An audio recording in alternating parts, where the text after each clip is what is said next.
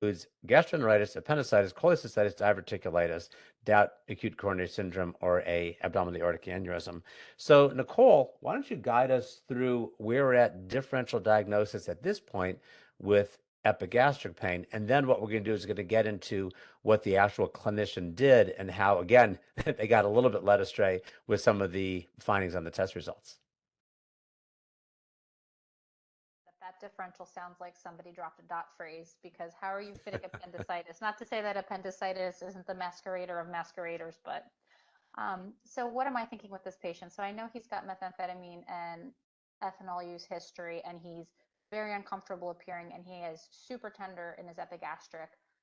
So one of my first moves is going to be an upright chest X-ray, because I'm thinking this guy probably has, at the very least, a history of alcoholic gastritis, maybe peptic ulcer disease, and I'm thinking a perfed viscus, like a perfed peptic ulcer. I'm also thinking right along that top line, I'm thinking pancreatitis related to ethanol use, and I'm thinking maybe some liver disease. We'll throw in a lipase hepatic function. So definitely in that category, I'm thinking. I'm also thinking, well, methamphetamine use, he's older, he's in his 60s. I'm going to get an EKG, and I'm going to rule out any kind of acute coronary syndrome, or any other sequelae of his years of methamphetamine use in terms of an arrhythmia, what have you. Um, Finally, I'm a little bit perplexed by this left lower quadrant pain. It doesn't necessarily fit with everything that I'd like to put in that upper abdominal quadrant workup. So that makes me think of something that's going to link your upper abdomen with your lower abdomen. And what does that well? You have to consider in these patients, especially people who have lived their lives doing a lot of drugs that cause sympathomimetic toxidromes. Is this something vascular? Are we dealing with a dissection? Are we dealing with an aneurysm? So, um, yeah, definitely upright chest X-ray would be one of the first things, EKG, and then sending off labs. Yeah, and we've all seen those patients who have maybe some pain or maybe not that much pain. It turns out to be inferior ischemia, right? And that presents as epigastric pain. So certainly not only thinking of intra-abdominal, but areas around that too. So I'll tell you what the provider actually did. They got a EKG, and at this point, the patient was tachycardic with a rate of 117. I think the initial EKG or the initial heart rate was only 70 here.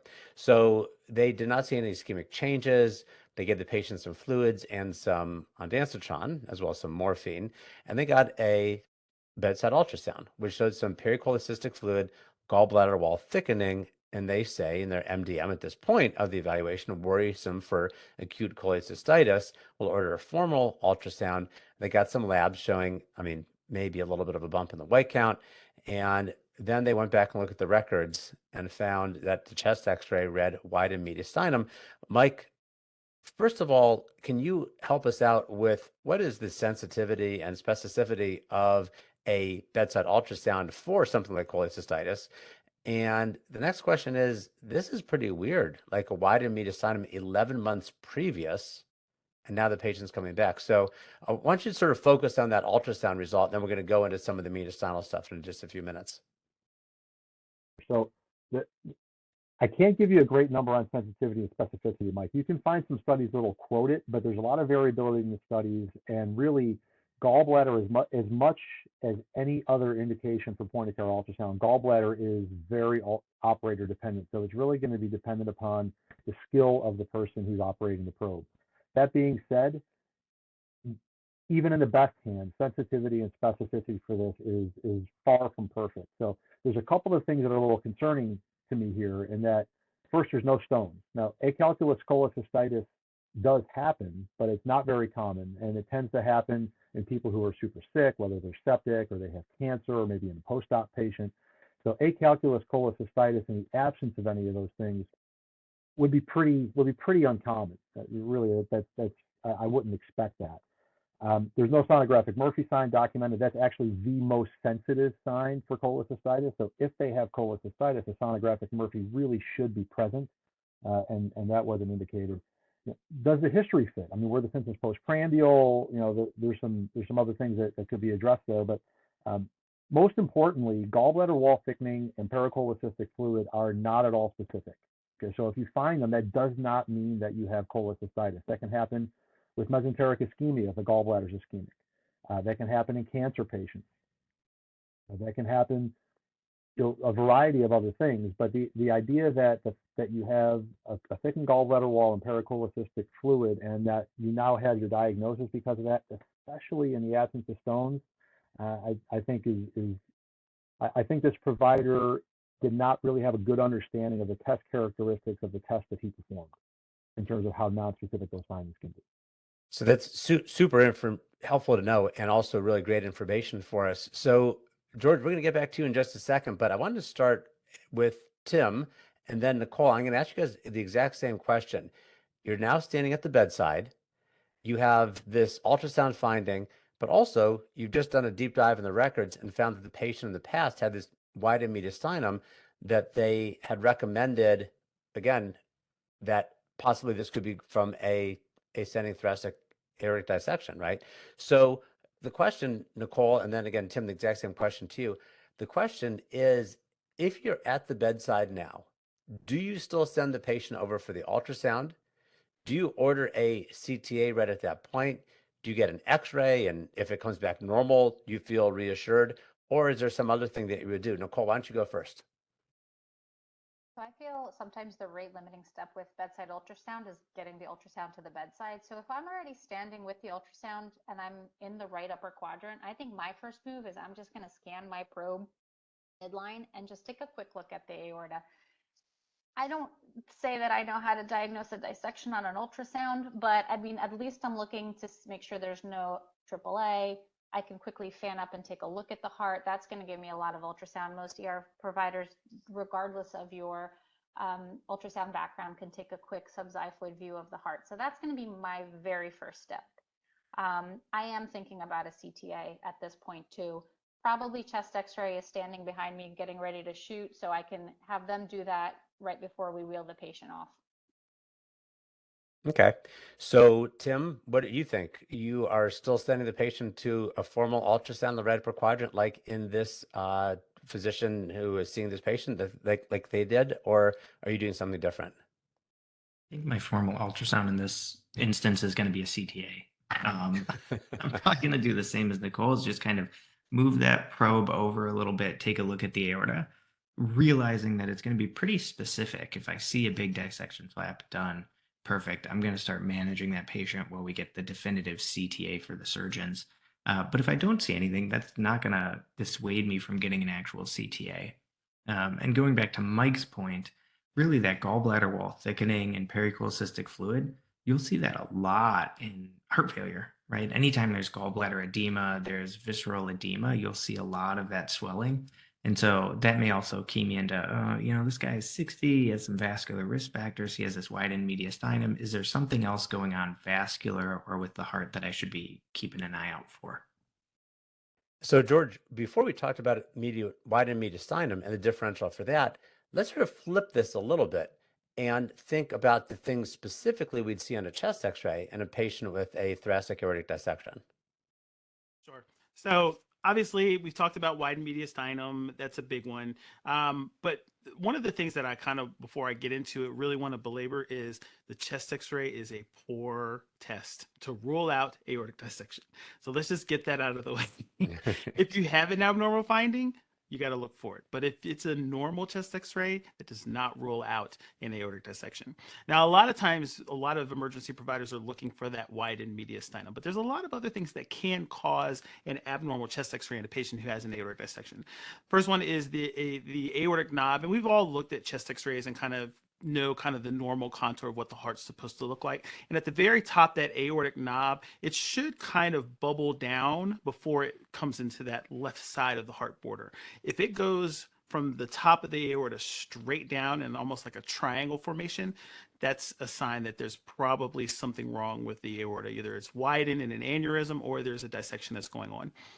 Then there's the difference in between the diameter of the ascending and descending aorta. And what you're probably going to notice is that the ascending aorta is going to be dilated. And where you'll see that is on the right heart border. If you see this kind of abnormal hump that I sometimes call a hill that's coming out of the right heart border, that's an abnormally enlarged ascending aorta. And more than likely, again, it's going to lead to either a diagnosis of an aortic aneurysm or an aortic dissection. If the aortic margin and at that very top, if it's blurred and kind of nondescript, that's also something that could be a sign or pointing towards an aortic dissection. And then they talk about effusions that are present if there's a bilateral or unilateral pleural effusion. Usually that's due to leakage, or it can be due to pericardial tamponade.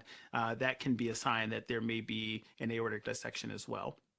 So those are the kind of the big findings that you would look for. And, you know, a lot, again, that's why I always look at my own images, look at my own chest x-rays. And when you've seen a number of chest x-rays, you kind of get used to what the heart is supposed to look like. And when you look at the aortic contour and it looks different, you should probably be doing, especially on the right clinical context, be doing some kind of advanced imaging of the aorta. Awesome. So here's what happens is the patient, I'll just sort of switch the next set of questions. We already talked a little bit about POCUS for cholecystitis. So actually, before we find out what happens specifically next with the patient, let me first bring things back to Tim.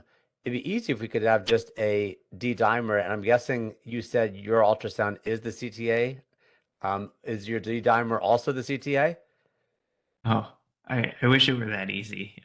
You know, historically, there's been a bunch of interest in finding a lab or something that we can do, that we can send the test and then avoid a CTA in these patients and say, you are so low risk that I don't even have to investigate it any further than doing a D-dimer. And there's been some studies, some small studies showing that maybe D-dimer has some promise, but at the end of the day, it probably doesn't. You know, those studies haven't really been validated in larger cohorts. Prospective studies are really hard to do in this patient population. And back in 2015, ACEP released the thoracic aortic dissection clinical policy that stated, in here I'll quote it, in patients with suspected non-traumatic thoracic aortic dissection, do not rely on D-dimer alone to exclude the diagnosis of aortic dissection. Furthermore, they said, in an attempt to identify patients at very low risk for acute non-traumatic thoracic aortic dissection, do not use existing clinical decision rules alone. The decision to pursue further workup for this should be at the discretion of the treating physician. So you really can't get away without using your clinical judgment. You can't send a D-dimer and comes back negative and rule it out. And so this might be a nice time for me to interject just briefly that of the many medical legal cases that I reviewed, the thing that I find over and over and over again is lack of appropriate data gathering. And you think of a patient with chest pain, right? And you're thinking of maybe the big three, ACS, PE, and dissection, right? Well, you know, ACS, you're asking questions about exertion and diaphoresis, radiation, and questions about PE, maybe pleuritic aspect or unilateral pain or swelling of the legs, recent surgery, et cetera, all those hypercoagulable things.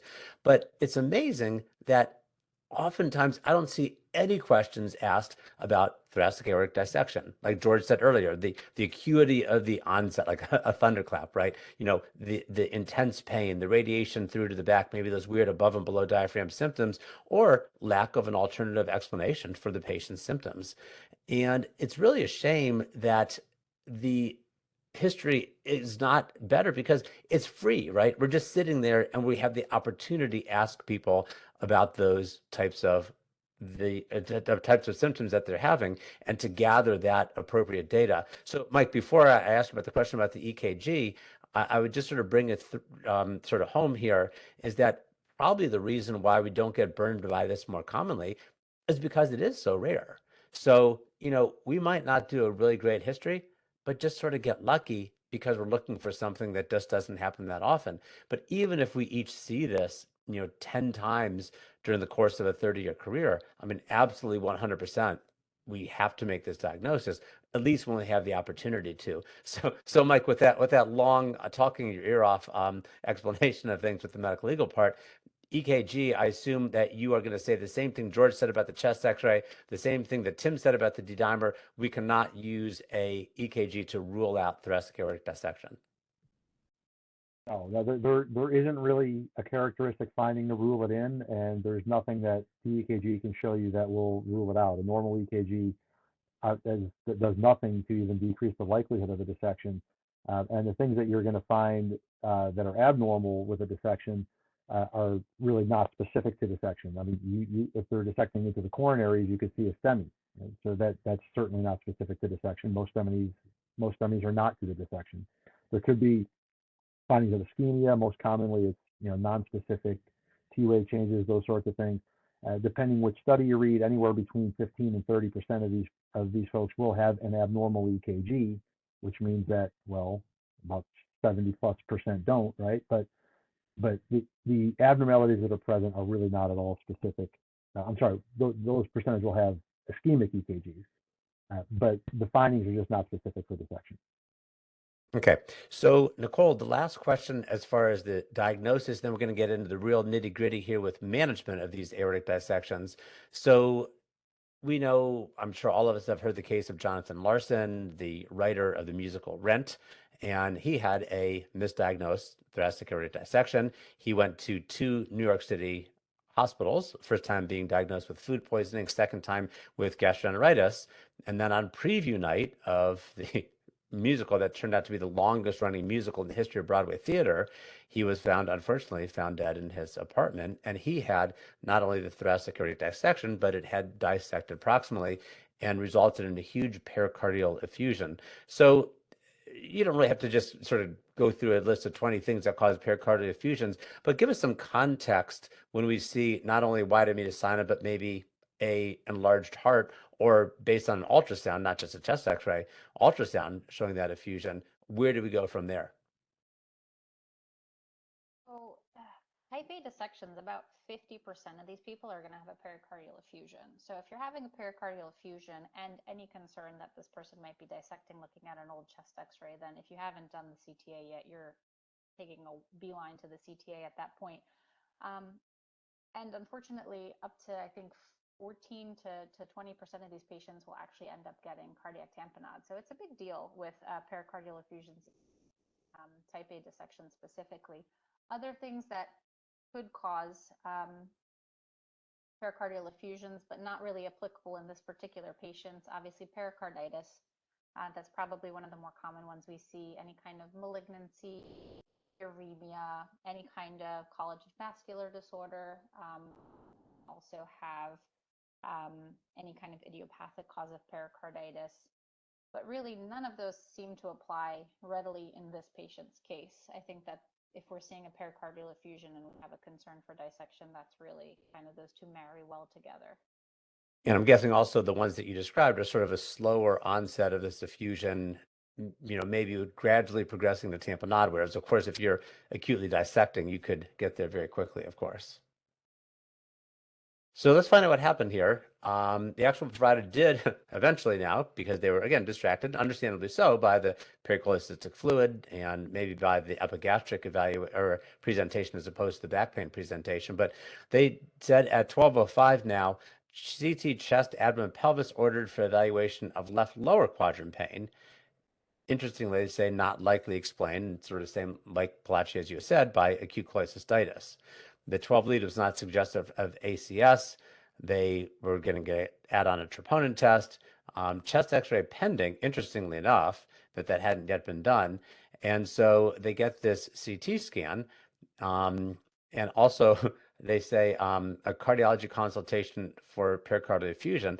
The CT scan is read now at I think it's 1:20 in the morning, actually, because this that's probably no, I'm sorry, 1:20 in the afternoon. Sorry, so that is correct. So an hour 20 later, Stanford type A dissection, and they say with aortic rupture and hemopericardium, mass effect upon the right ventricular free wall, concerning for tamponade, and the abdominal extension of the dissection involving the celiac axis trunk.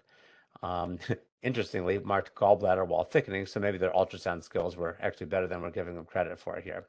So, George, what I want to do is sort of move us to the next level here, and wanted to think about, we now have gone through all this, we have made the diagnosis, the patient obviously is still alive here in front of us.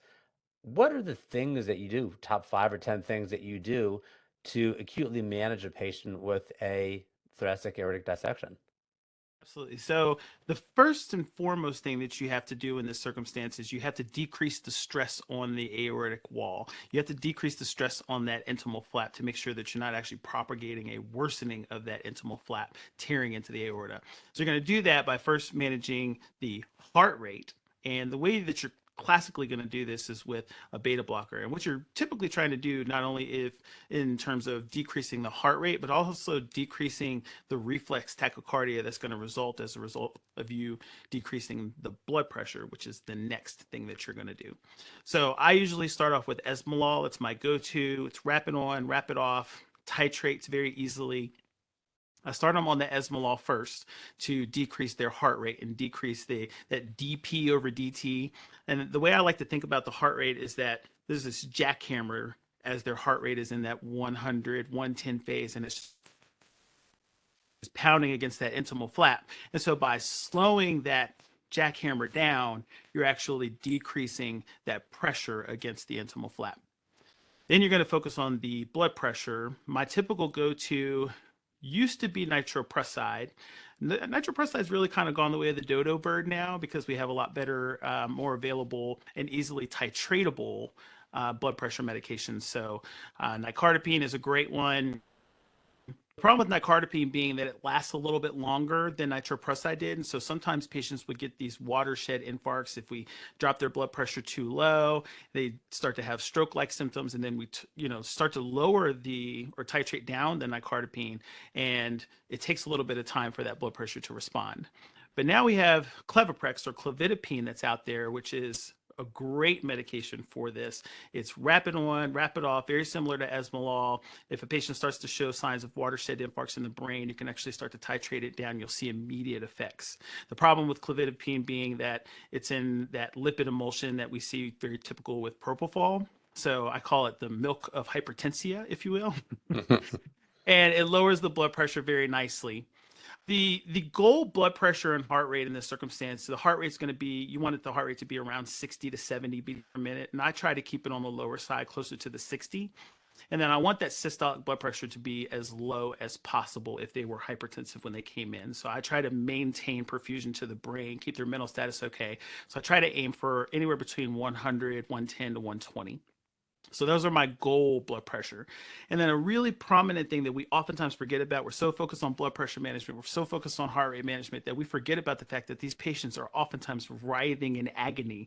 And so it's really, really important to treat their pain. Give them analgesia. I'm usually using things like morphine or fentanyl to help control their pain in a very rapid fashion, decrease that catecholamine surge to prevent that blood pressure and heart rate from coming back up just due to pain.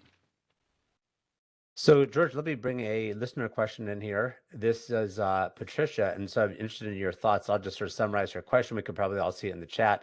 Shocking that the patient isn't writhing around in pain, because oftentimes these patients present with this severe pain like you talked about before. And interestingly, the patient had been there 11 months previous. So, I mean, it's not like every single one of these patients dies either, right? Sure. So give us like some insight, like what's going on here that the patient had a dissection probably, and then 11 months later comes back and now is not writhing around in pain, even though he has a type A dissection. So this is a really great question, and this kind of gets into the D-dimer question, is that sometimes patients can dissect and not die. They can have these chronic dissections where they dissect and their body kind of equilibrates. And so you don't want to say that they're getting used to the pain, but essentially they're not getting that tearing anymore. So those nerves that are innervating the areas where they're feeling that pain are not actually getting stimulated anymore. So they're not actually experiencing that pain. Additionally, any type of malperfusion, in most circumstances, if there was malperfusion, the patient obviously had worsened outcomes. But if they have any malperfusion to some other organs that then somehow get collateral circulation, reestablish blood flow to those areas, that pain may actually go away. So if they have a little bit of mesenteric ischemia or renal ischemia or lower extremity ischemia from that intimal flap going across those branch vessels coming off of the aorta, if it's not treated and they don't lose those organs as a result of that malperfusion, what ends up happening eventually is they'll reestablish kind of collateral circulation over time. And then again, those symptoms may go away and they will not be experiencing any pain anymore. And so I've seen a number of patients with these kind of chronic aortic dissections. Oh, I had something, in my chest like 11 months ago, but I didn't come to the hospital for it. I just took some ibuprofen and I felt better. And then they come in and now they're either redissecting or something else is going on. We CT their chest and sure enough, there's that dissection. And it's kind of, fearful to look at when you're like, oh my gosh, what happened the last time? Why didn't you come to the hospital? You could have died. So So, Tim, I want to bring things into you for just a second here because, we all think about patients that have that elevated blood pressure, and we have patients who have low blood pressure from sepsis and obviously a lot of different things. I had a patient, this is just last year, who was a adolescent, unfortunately, with Ehlers-Danlos syndrome and came in talking.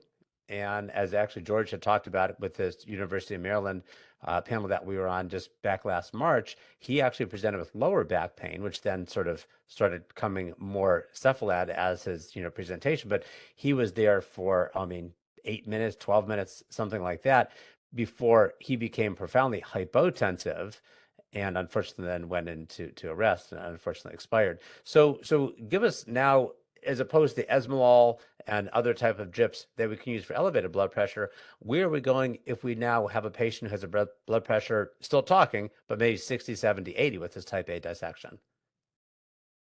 So if I have a known type A or a known dissection and then they become profoundly hypotensive, it's like purely figuring out why. It could be one of several things. So most concerning, do they actually have tamponade physiology? Did they dissect into the right coronary artery and now they have severe RV failure and cardiogenic shock? Did they rupture the aorta somewhere else and they're hemorrhaging out? Do they have an aortic valve acute insufficiency?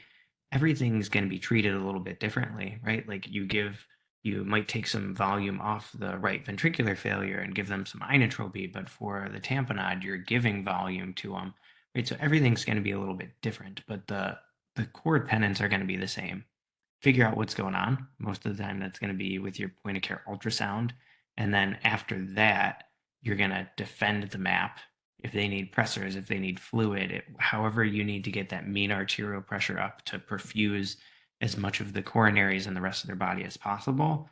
Aim for that map of 65 and then ensure forward flow. If it's a cardiogenic shock or if it's acute aortic insufficiency, just get as much forward flow as you can while trying to temporize a patient, hopefully for the OR.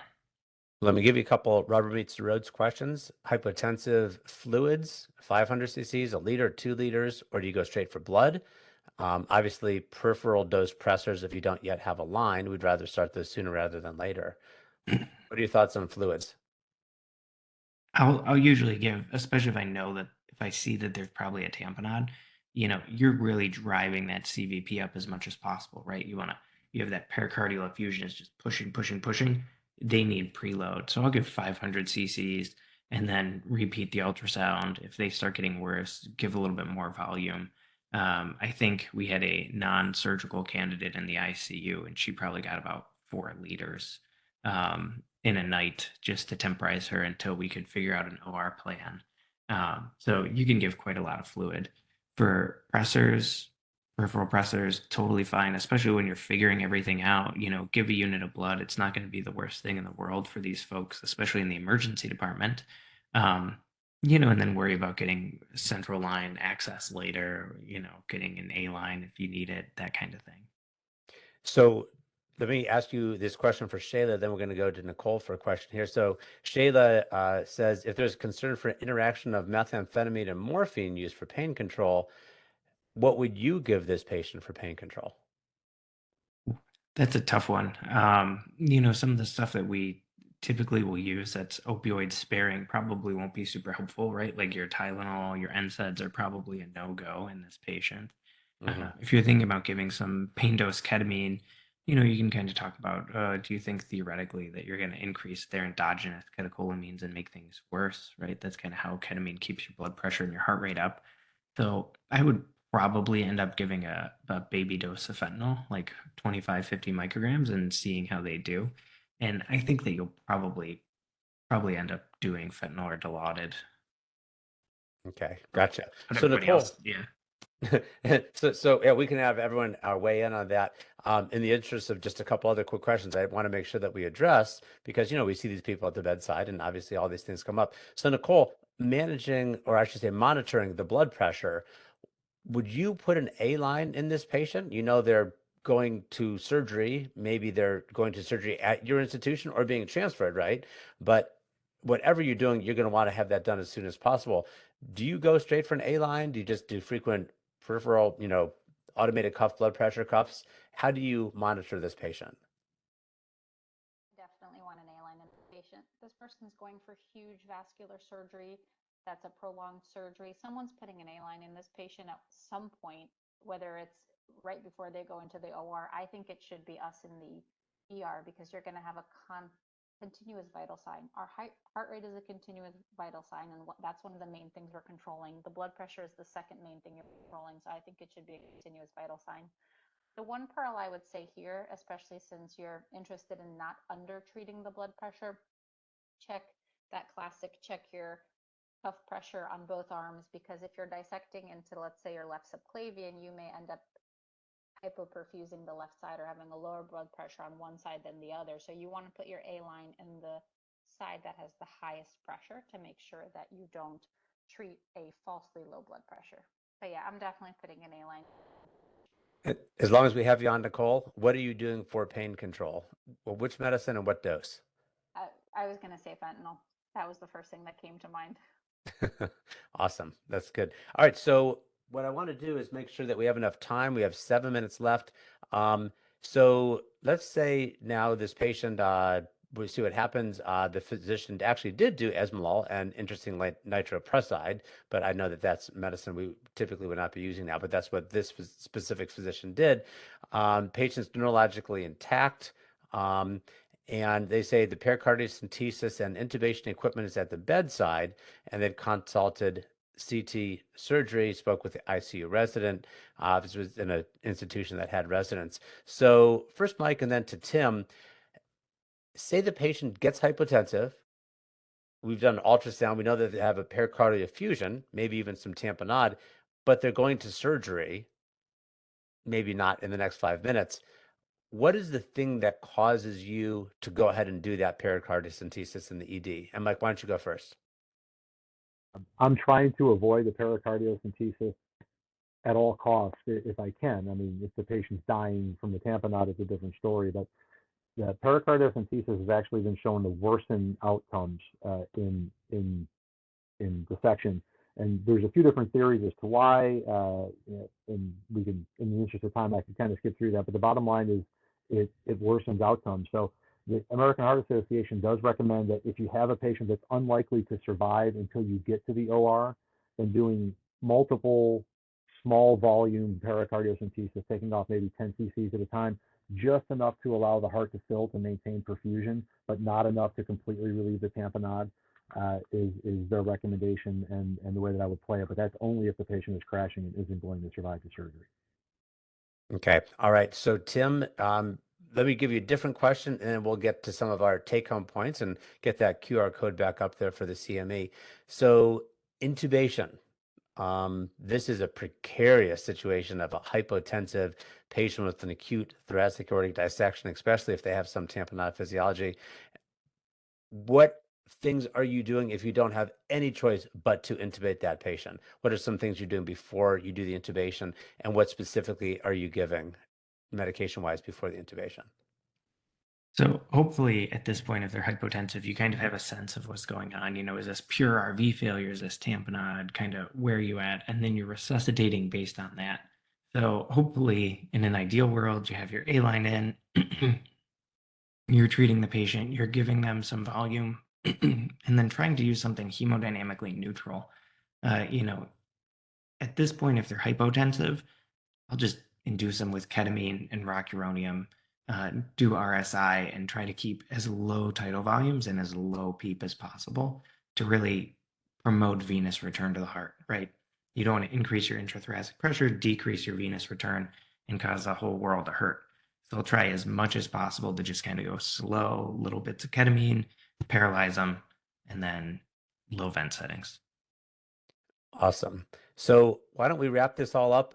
45 seconds each. Nicole, would you like to go first? Then we'll say Mike, Tim, and George, you can bring everything home for all of us. So Nicole, 45 seconds that you'd like these 100 people to remember, myself included.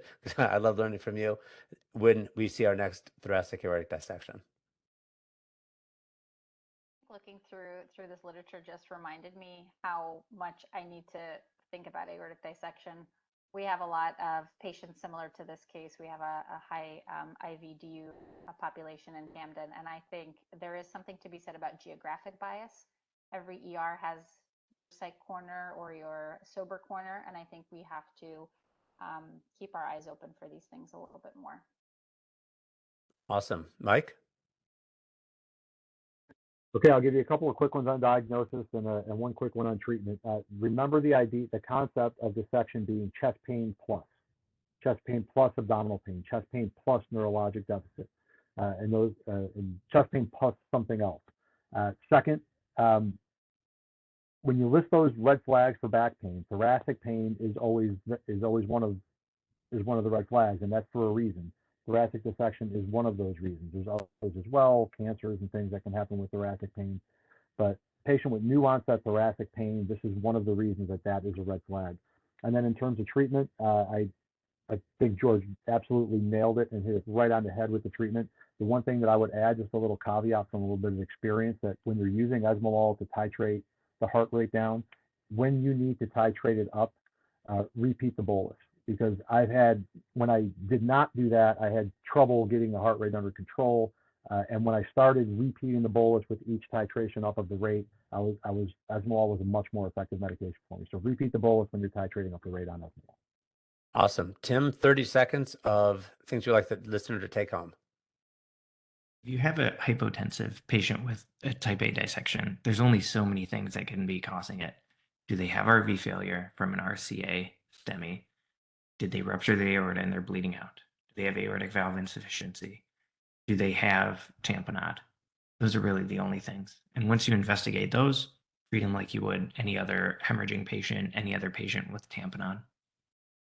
Awesome. George? I'm just going to piggyback off of what Tim said. When you have a hypotensive patient, your friend is your ultrasound. Your ultrasound is going to be able to diagnose pretty much everything that can cause a patient to be hypotensive. So if you have a patient who comes in who has a dissection who goes hypotensive, it's not the drip that's causing the hypotension. Don't even think about it. Grab your ultrasound, rule out tamponade, look at the aortic root, make sure it's not dilated. And if none of those are the case and they have a very good squeeze on that RV, then it's rupture until proven otherwise. And those patients oftentimes do not make it to the OR. They're going to end up dying. Thank you all so much, panelists. This has been a really, really good discussion of a patient we don't see commonly, but when we do see that patient, we absolutely need to know 100% what to do about it. Our next case will be the first Monday of March, as they are these first Mondays. 33-year-old man with abdominal pain who left against medical advice. And I will give you a little clue, is that the patient left another hospital and came into the hospital that I was working at, saw a different physician, but within 2 minutes of presenting by squad at the other hospital, at my hospital, that is, the patient went into full arrest. So we will find out more about that. Here's the QR code to get registered for the March 6th Bouncebacks. We are skipping April. That's because I will be doing some presenting out west. And if you want to look at this QR code again for the CME credit for tonight, here is the QR code if you missed it before. So again, thank you all so much. I hope we have been true to this hour of time that you've given us. And I hope, most importantly, that this hour of time will help us to take better care of our patients going forward. Again, thank you so much, Mike. Thank you, Tim. Thank you, George. Thank you, Nicole. And really, really appreciate it. I'll stick around for a few minutes, and folks that have questions on the chat, feel free to put those in, and maybe even the panelists will answer some of those questions. But thank you so much, and look forward to seeing everyone next month. Bye-bye, guys.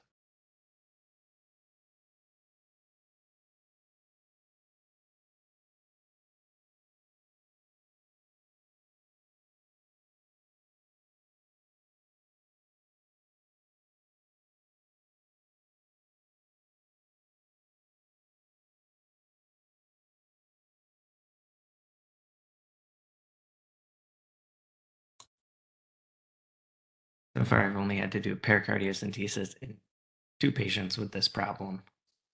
It went as expected. As expected good or as expected bad? Probably bad, I'm guessing.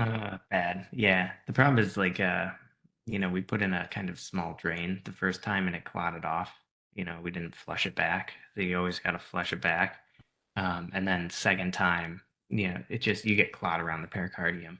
So even though you're pulling off like 30, 40 cc's, there's still some clot. You get regional tamponade, and then it's hard to get folks back. Yeah. Question for you. So I think in our ER we just like have a standard one size fits all pericarditis. And where do you get your size up catheter? Like Guyver a bigger? Yeah. Yeah. So we have like the 8.3 French pericardiocentesis catheter. But where I was working, we ran out of them. So we ended up placing a regular triple lumen and using the distal port, which worked for a little bit, but then obviously clotted off because it's like just tiny, tiny. But the 8.3 drains work perfect. Pull it out, or did you try to flush it? We tried to flush it, and then we ended up having to pull it out, and it was actually a ventricular free wall rupture case. So it ended up being pretty bad. Surprised you got to do any of that in case like those patients usually don't last very long, do they? Yep. Yeah, no, she was in arrest. She came in with Q waves anteriorly, a week of chest pain, and then arrested. Saw a big pericardial effusion, drained it, but Yeah, I've done Sabrina's this question. probably George. I've probably done this about 5 or 6 times, which is way more than I've wanted to. What I've done traditionally, except for one time, used an art line, but and was actually successful in all of them but one. The art line didn't clot off, but the cardiothoracic surgeons were like, this is probably not going to work for that long. And I was like, well, that's why you take them to the OR as quickly as possible. And then one time we couldn't get an art line there fast enough, so I actually put a cordis in. It was the cordis that comes with the transvenous pacer. So it was like a 6 French cordis, and got that in really quickly, and it worked great. Well, it's interesting you guys talk about like these patients and some of the successes and some of the failures. And of course, some of these, there's really just nothing we can do, obviously, when they present. But the times that I've been successful, and that's why I wanted to spend a bunch of time on the diagnosis with the beginning of this discussion, is because if you actually can suspect it and then make that diagnosis early, I'm not talking about this patient 11 months later, of course, right? Sure. But, the patients that actually live, I think, are the ones that we can get to a little bit quicker and get them to the to the OR faster too. And I mean, if you're not able to do that, I mean, my institution, luckily, we do ascending aortic dissections, and I just actually had one a couple months ago, not myself, but a patient with one, and sent that patient straight up to the OR, and they lived and did great. However, if you're talking about transferring a patient and some of the extra time with that, man, that's going to be, unfortunately, the recipe for disaster, probably. Yeah, I think a lot of it is the diagnosis. And then I know we talked about A lines earlier, but one thing, if you're like, I was so confused for a long time, like, oh, which side do I put in the A line? Which, and if it's purely a thoracic dissection, then just like put in a femoral line. You know that it's the true lumen, and you're done. Yep. I saw your comment, and I was going to ask you if you found that there was a huge variability between doing a radial versus a fem line, and what was other than maybe the speed with which you can put in a femoral A line versus if you end up having any difficulty with the radial A line. But No, typically it'll just be like anesthesia is going to want a whole bunch of stuff anyhow, because they're going to have a bunch of different stuff they do in the OR. So I'll just go in the groin and put in like either an HD cath for a ton of volume for them to give, or and an A line at the same time. And then it becomes really easy for me to do. This is more of like an ICU thing. I have like 5 patients and plenty of time. I actually put a femoral art line in one time, and had vascular surgery like rip me a new one because they were like, we're going to do a TVAR on this person. And you took the spot where I was going to go for the TVAR. I was like, dude, put a guide wire in it, take my A line out, and do your TVAR over the guide wire. It is going right into the vessel. And they were like, well, Okay, you're right. You're welcome. All right, and you're welcome. Yeah, right. Line right. for Gotta be okay, really. Like, You really, have very we're little to working do now. Right. Well, guys, thank you again so much. Wow, this is great. We could like talk for another hour, but this is like the icing on the cake, having these personal stories at the end. So I'm sure we will all do some of these going forward because man, I learned so much for these, and what amount of expertise we have here. So thanks again, everyone, and for the folks that have been sticking around listening, it was a real treat for myself, and I'm sure for everyone here. So thanks again, guys, and I'll end the call, and we'll see y'all next time. All right. Thanks, You Mike. guys, thanks for having me. All right. Thanks for having us. Bye, Thanks, guys. Mike. Take care.